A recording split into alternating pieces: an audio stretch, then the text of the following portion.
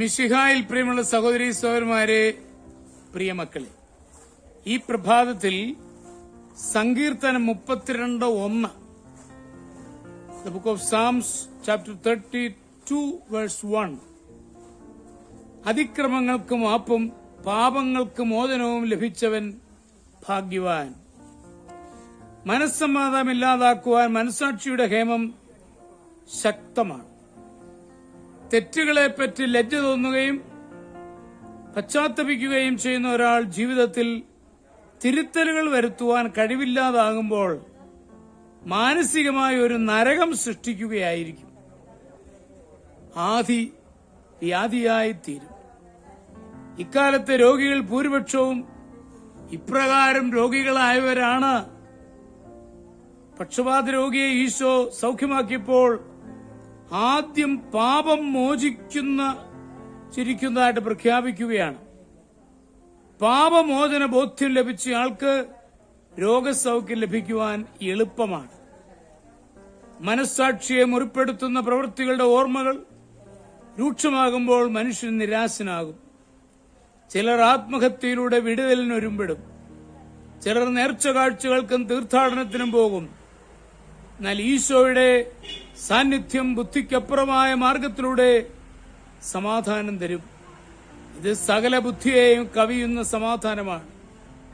ഉയർത്തെഴുന്നേറ്റ ഈശോ ശിഷ്യന്മാരുടെ ഇടയിൽ വന്നപ്പോൾ ആദ്യം പറഞ്ഞത് നിങ്ങൾക്ക് സമാധാനം എന്നാണ്.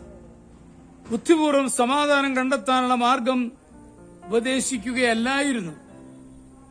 താൻ അവരോടുകൂടി ഉണ്ടെങ്കിൽ സമാധാനം ലഭിക്കും എന്ന് പ്രഖ്യാപിക്കുകയായിരുന്നു. ഈശോയുടെ സാന്നിധ്യത്തിലുള്ള വിശ്വാസത്താൽ നമ്മുടെ ലംഘനം ക്ഷമിച്ചും പാപം മറച്ചും കിട്ടുന്നു. 4 സുവിശേഷങ്ങളിലും ഈശോയുടെ ഉയർപ്പിനെ വിവരിക്കുന്നു. അപ്പസ്തോല പ്രവൃത്തികളിൽ ഉയർത്തെഴുന്നേറ്റ ഈശോയോട് ചേർന്ന് ശിഷ്യന്മാർ പ്രവർത്തിക്കുന്നു. ലേഖനങ്ങളിൽ നിത്യനായ ഈശോയെപ്പറ്റി ഉപദേശിക്കുന്നു. വെളിപാടിൽ ജീവിക്കുന്ന ഈശോ ദർശനത്തിലൂടെ പ്രത്യക്ഷപ്പെടുന്നു.